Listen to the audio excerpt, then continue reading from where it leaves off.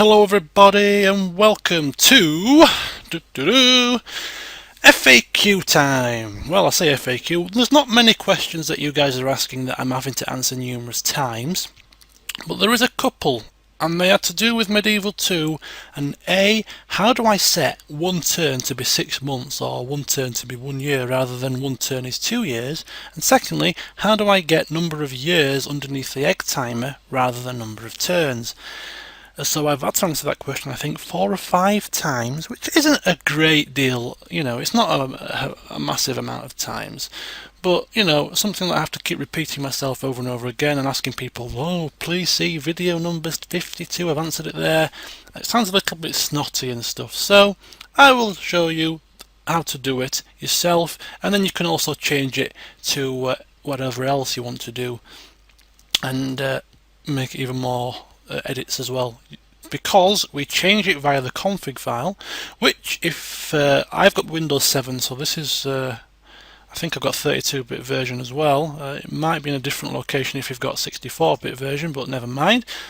We go to the program files, we find Medieval 2, which is under Sega, Medieval 2 Total War. Oh, this is my works thing. My works BlackBerry. I'm at home and I have my works BlackBerry switched on, so I'm getting emails all the damn time. That's how sad my life has become. Anyway, config. Sorry. So yeah, you go into the Medieval 2 Total War folder. You go to Data. You go to World. You go to Maps. You go to Campaign. You go to Imperial Campaign. After you've gotten into all those 50,000 folders and thinking, where the hell's it taking me, we get to something that looks a little bit like this. And the little config file you want is called Deskrostrat, and that is where you can make the changes to your game. Now, first of all, this is the first change that you can make, which you might want to do. As you start the game off, for the first time, you can only play as England, France, Germany, Holy Roman Empire, Spain or Venice. You can play as these factions, but you have to unlock them by either beating the Imperial campaign or by eliminating them from the campaign map. However, if you want to play as them all from the start of the game, all you have to do is highlight them here, copy them, paste them underneath here, like so. Oops. And then delete them from there, and there you go. So campaign playable, these will all be playable, unlockable, none. So then when you start the game up, you will have all of these factions from the very start. You don't have to finish the campaign to do it. You can start off as these factions. So that's the first thing that is quite useful to edit using this Deskrostrat data file. Unlockable factions.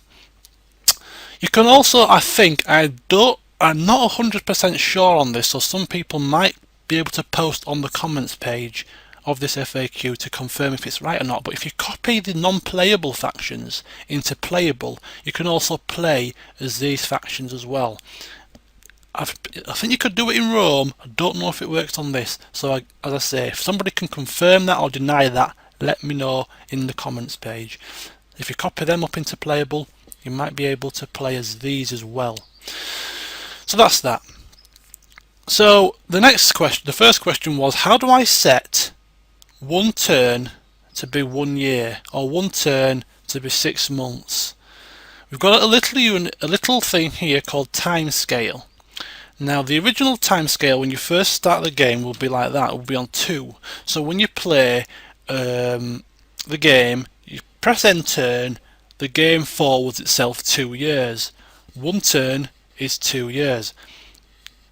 If you change that from 2.00 to 1.00, when you press end turn, it will go forward 1 year instead of 2 years. on my campaign, I've got it even slower pace than that. I've got it like Rome Total War. I've got it as 1 turn is 6 months, and to do that you change it to 0.50. 1 turn is half a year or 6 months. So you can set that up as whatever you want. I think my 1 turn is half a year is a little too slow. As I said on one of my previous videos, I'm going to probably finish the campaign before a lot of the exciting stuff happens. The invasion of the Mongols, the plague, the discovery of the new world, gunpowder, all those things come later in the game. And because my game is so slow paced, I may finish it before all those things happen, which isn't good if you want to look forward to those things. So I would recommend, personally, changing it to 1 turn is 1 year, and that would be just about right. You'd get about 480 turns to finish the game, which I think is a decent pace if you don't want to blast through the game and you want to take your time and build up your empire steadily. 1 turn as 1 year is just about right. But because I've started the game on 1 turn is 6 months, I can't change it now halfway through the campaign, so that's why I'm having to stick with it. Another thing, initially the game config file will look like that. No, it looks like that. And when you start the campaign map, under the egg timer where you end the turn, rather than the date showing, it shows the turn number. If you want to show that as the date rather than the turn number, all you do is go to the start of this line, show date as turns, and put 2 semicolons. And that changes the number of turns under the egg timer to the date. And that pretty much is that really. As I say, the main things: copying up the unlockable factions into playable, so you can start off as all these factions from the start, changing the time scale to adjust the number of just the time length of 1 turn, whether it's 2 years, 1 year, half a year, or even more, 4 years or a quarter of a year. 2 semicolons in front of the show date as turns to turn the number of turns into the year underneath the end turn button, and then you've got a whole heap of other things. Now, start of faction section. So this is England here. Denarii, you get 10,000 to start with. King's Purse 2,500.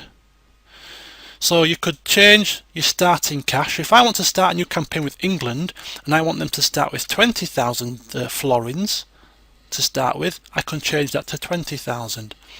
At the end of each turn, you get a King's Purse bonus every turn. So you get your trade income, you get your farming income, you get your whatever else, bribery income, and you get the King's Purse income.